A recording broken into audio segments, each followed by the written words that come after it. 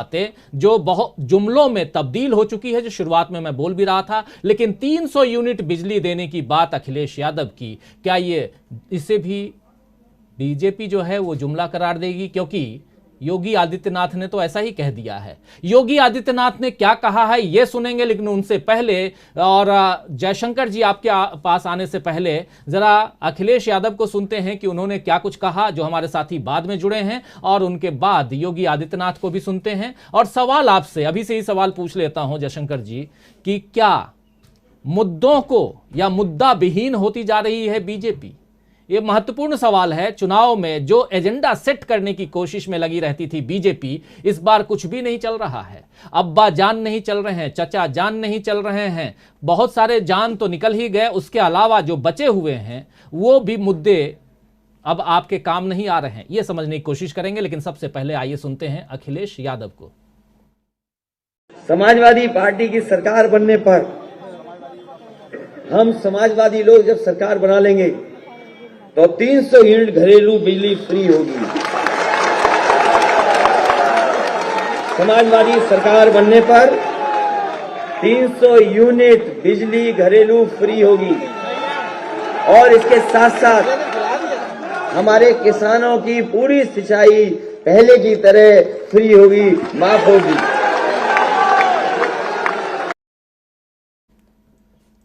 तो ये दो प्रमुख मुद्दा, एक जो जनता है उनके लिए 300 यूनिट फ्री, और दूसरी बात कह रहे हैं कि किसान भाइयों के लिए जो पहले की तरह पूरी सिंचाई के दौरान जो बिजली यूज करेंगे आप, वो फ्री, अगर अखिलेश यादव यानी समाजवादी पार्टी की सरकार आती है तो। लेकिन इस पर क्यों तिलमिलाई बीजेपी? और बीजेपी के वहां के मुखिया यानी उत्तर प्रदेश के मुखिया यानी मुख्यमंत्री योगी आदित्यनाथ ने क्या कुछ कहा है, आइए वो भी सुन लेते हैं।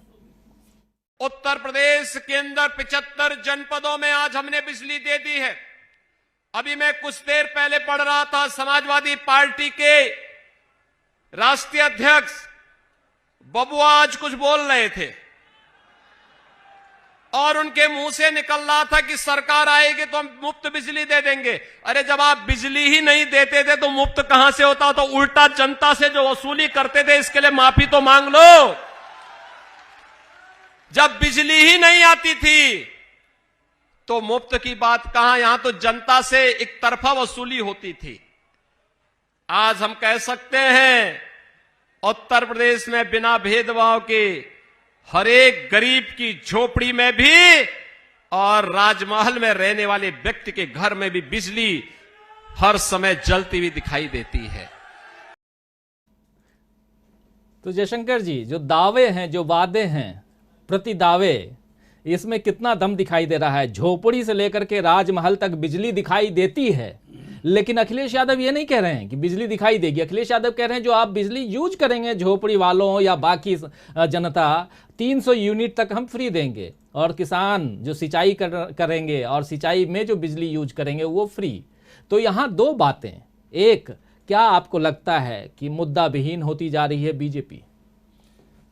नहीं, मुद्दे तो उनके अपने हैं, जो सेट एजेंडा उनका है। मुश्किल यह है कि उनका कोई मुद्दा काम नहीं कर रहा है, ये प्रॉब्लम है। अब देखिए, जैसे मान लीजिए ये पहली बार ऐसा हुआ है हाल के दिनों में कि उत्तर प्रदेश में विपक्ष ने एजेंडा सेट कर दिया जिस पे भाजपा के लोगों को रिएक्ट करना पड़ रहा है। अब देखिए, सबसे दुर्भाग्यपूर्ण जो बात हाल के दिनों में राजीव जी देखने को मिल रही है, इस तरफ हमारा चुनाव आयोग भी देखता नहीं है कभी, या अदालतें भी नहीं देखती हैं, कि अभी जितनी रैलियां हो रही हैं, प्रधानमंत्री की हों, गृह मंत्री की हों, मुख्यमंत्री की हों, ये किसी न किसी परियोजना के शिलान्यास या उद्घाटन से संबंधित हैं। ये भाजपा की रैलियां नहीं हैं, लेकिन हमारे प्रधानमंत्री, हमारे गृह मंत्री और हमारे मुख्यमंत्री लगातार इस तरह की भाषा बोल रहे हैं जैसे वो भारतीय जनता पार्टी की रैलियों को संबोधित कर रहे हैं। उसमें परियोजना के बारे में क्या उद्घाटन है, क्या शिलान्यास है, ये सब ना बोल करके ये सारी चीज़ें, अलग अलग चीज़ें अपना कर रहे हैं, हमलावर हो रहे हैं। अब इस बार चूंकि वो फंस गए, देखिए मुश्किल क्या है कि हमारे देश में इस समय ऐसे इग्नोरेंट प्रधानमंत्री और मुख्यमंत्री हैं प्रदेश में कि उसके बारे में कुछ कहना ही मुश्किल हो रहा है। अब योगी आदित्यनाथ जी जब ये बातें बोल रहे थे तो थोड़ा सा होमवर्क करके आते वो, तो बताते कि भाई अखिलेश यादव के शासनकाल में कितने घंटे बिजली मिलती थी और बिजली के रेट क्या होते थे उस समय, और हम जब से आए हैं तब से हम कितनी बिजली दे रहे हैं और उसके रेट क्या हैं। अभी कुछ रेट हमारे मित्र पुष्परंजन ने बताया कि जो उत्तर प्रदेश में बिजली के रेट हैं। मुझे जहाँ तक याद आता है कि जब भाजपा ने वादा किया था या आदित्यनाथ जी ने भी कहा था कि साहब हम ग्रामीण इलाकों में 20 घंटे बिजली देंगे और शहरी इलाकों में 24 घंटे बिजली देंगे। आज उत्तर प्रदेश में बलिया से लेकर बागपत तक आप सर्वे करके देख लीजिए, कितने घंटे गांव में बिजली मिल रही है और कितने घंटे शहरों में मिल रही है। यहीं नोएडा में हम लोग बैठे हुए हैं, यहाँ के लोग बता सकते हैं कि कितने घंटे मिलती है कितने नहीं मिलती है। जो पहले जो स्थिति थी अखिलेश यादव के ज़माने में जो थी उससे बहुत ज़्यादा बेहतर तो हमको नहीं लगता कि वही है। हाँ, बिजली के रेट ज़्यादा ज़रूर बढ़ गए हैं। दूसरी बात यह है, जैसे उनका ये कहना था कि मुफ्त में बांटना या ये करना इन लोगों की आदत में रहा है। भाई मुफ्त खाद्यान्न योजना कौन चला रहा है अभी, और चुनाव तक उसको किसने बढ़ाया? मार्च तक कहा है, तो मार्च मतलब चुनाव जब तक संपन्न होंगे तब तक तो चलाएंगे ही चलाएंगे। अखिलेश यादव ने पिछले सरकार में लैपटॉप बांटे थे, अब उसकी देखा देखी आपने भी शुरू किया, आपने भी टैबलेट और क्या क्या मोबाइल फ़ोन बांटने की शुरुआत कर दी। तो मतलब दूसरा अगर कोई कुछ करता है तो फ्री बीज कहा जाए और हम जो करते हैं तो सदाव्रत माना जाए।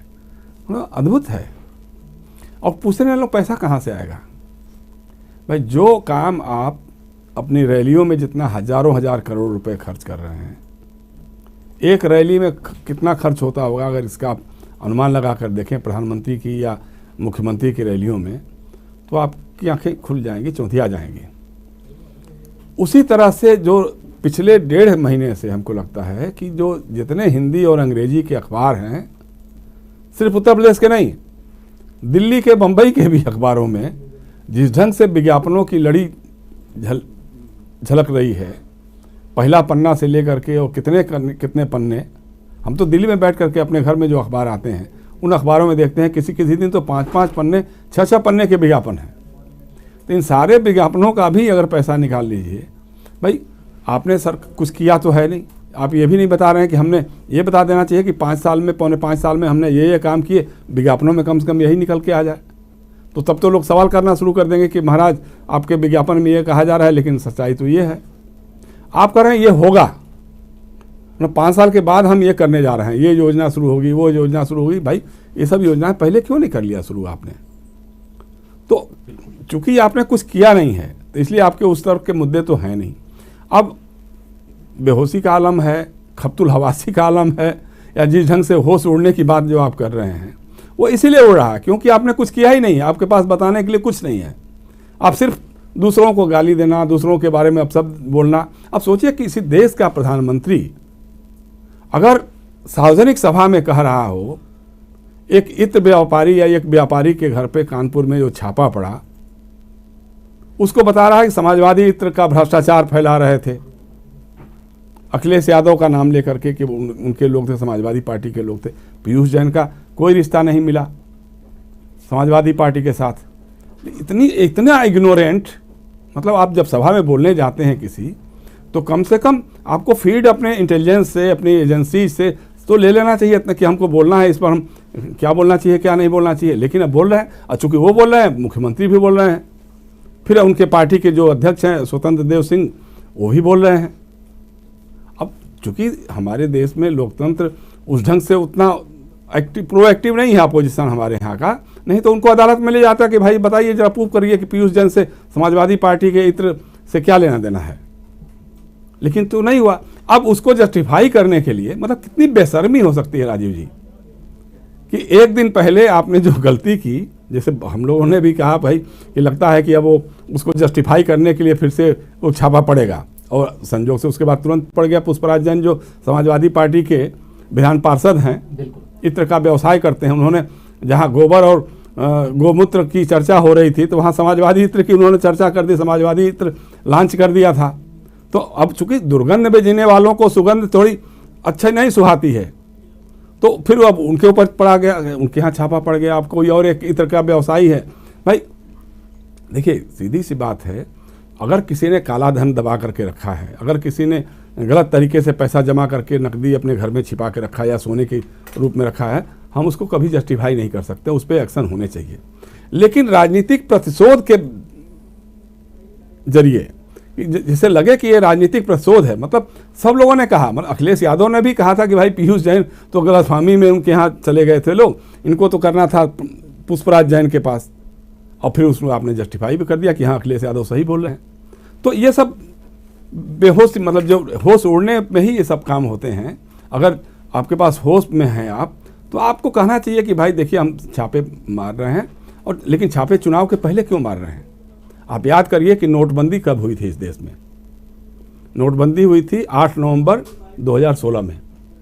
उसके 2-3 महीने बाद विधानसभा के उत्तर प्रदेश के चुनाव हुए थे। आज ये सब छापे कब पड़ रहे हैं? दिसंबर महीने में। 2 महीने बाद विधानसभा के चुनाव होने वाले हैं जी। ऐसा क्यों? आपके इंटेलिजेंस के पास, आपके खबरियों के पास क्या ये खबर पहले से नहीं थी कि पीयूष जैन के पास कितने पैसे हैं? शिखर गुटखा जो चलता है उसमें उनका सप्लाई होता है, और उनके विज्ञापनों में कैसे मुख्यमंत्री से लेकर प्रधानमंत्री की तस्वीरें छपती हैं, ये सारी बातें आपके पास जानकारी में नहीं थी। करना था साल भर पहले करते, 1.5 साल पहले करते, तो लोगों को लगता कि हाँ जी बात तो ठीक हो रहा है। लेकिन आप चुनाव के पहले कर रहे हैं, इसका मतलब कहीं ना कहीं आप राजनीतिक प्रतिशोध, आप चाहते हैं कि कोई भी विपक्ष का जो आर्थिक स्रोत है, आर्थिक संसाधन जो हो सकता है, उस पर चोट पहुंचाई जाए। यानी कोई भी अगर उसको मदद करने वाला है, कोई उसके लिए इत्र लॉन्च करने वाला है, या कोई उसके लिए चंदा देने वाला है, तो पहले ही से ऐसा उसके खिलाफ छापेमारी कर दो ताकि वो इससे परहेज करे, उसकी तरफ जाए नहीं। तो ये सारी चीज़ें चल रही हैं राजीव जी। मुश्किल यही है कि देखिए, महंगाई पर कोई कंट्रोल नहीं हो रहा है, बेरोजगारी पे कोई कंट्रोल नहीं हो रहा है, भ्रष्टाचार अनवरत बढ़ रहा है। मतलब अभी से ही धुरे, अब तो मतलब भाजपा के सांसद कह रहे हैं कि भाई 15 लाख रुपए तक का भ्रष्टाचार तो कोई भ्रष्टाचार मानना ही नहीं चाहिए, ये भाजपा के सांसद कह रहे हैं। तो इसलिए अब इन लोगों के लिए सब इशूज ही नहीं है, लेकिन इस पर कोई लगाम नहीं है, कोई कंट्रोल नहीं है, कुछ भी कर नहीं पा रहे हैं ये लोग। कोरोना से जो बदहाली हुई थी, अभी भी कोई तैयारी नहीं दिखाई दे रही है। तो इन सब चीज़ों को लेकर के चूंकि उनके पास बोलने को कुछ नहीं है। अब आप कल्पना कर सकते हैं लोकतंत्र में धर्म संसद नाम की जो संस्था के मंच पे जिस ढंग से भाषण हुए हरिद्वार में, या जिस ढंग से आपके छत्तीसगढ़ में भाषण हुए, और उस पर प्रधानमंत्री और गृहमंत्री का अभी तक कोई बयान तक नहीं आया। राष्ट्रपिता महात्मा गांधी के बारे में जितनी घटिया और गंदी भाषाओं का इस्तेमाल होना चाहिए, वो सब कालीचरण नाम के कोई एक कौन है लंपट, उसने किया। और उसको जस्टिफाई करने के लिए जिसके बारे में, जिसने मुसलमानों के कत्लेआम का आह्वान किया था धर्म संसद में हरिद्वार की, वो तीनों लंपट, चारों लंपट एक साथ मिल करके कह रहे हैं कि हम कालीचरण महाराज के साथ खड़े हैं। कालीचरण महाराज को अगर नहीं छोड़ेंगे, नहीं रिहा होंगे, तो हम लोग फिर सड़क पर ये करेंगे। उस पर कुछ भी प्रधानमंत्री का नहीं बोलना, उस पर कुछ भी मुख्यमंत्री का नहीं बोलना, गृह मंत्री का कुछ भी नहीं बोलना, ये इस देश के लिए, इस देश के संविधान के लिए और इस देश के लोकतंत्र के लिए इससे अधिक खतरनाक बात और क्या हो सकती है। तो इसलिए राजीव जी, अब मुश्किल क्या है, ये सब करने के बावजूद इनका उसका उनको डिविडेंड नहीं मिल रहा है, कहीं कोई रिएक्शन उस ढंग से नहीं दिखाई दे रहा है। ना तो विपक्षी की पार्टियां उस पर ज़्यादा ये हो रही हैं कि आपको, आपके हाथ में कोई एजेंडा दे दे, कोई इशू मिल जाए, या ना दूसरा जो लोग हैं जी, खासतौर से अकलियत के लोग हैं, वो भी ठीक है, आप जो बोल रहे हैं बोलते रहिए, बोलिए, हम अपनी तरफ से कुछ नहीं करेंगे। तो इससे इनका सारा दांव जो है, मतलब जो बेगम अख्तर का है ना कि उल्टी पड़ गई सब तदबीरें, तो सारी तदबीरें इनकी उल्टी ही पड़ रही हैं, इसलिए इनके होश उड़े रहे हैं।